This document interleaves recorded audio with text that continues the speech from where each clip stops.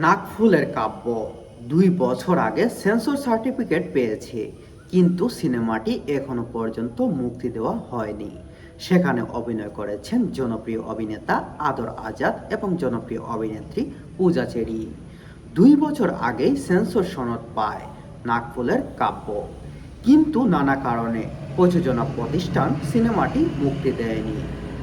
অবশেষে প্রযোজনা প্রতিষ্ঠান বেঙ্গল মাল্টিমিডিয়া জানান, আগামী ঈদে মুক্তি পাবে নাকফুলের কাব্য।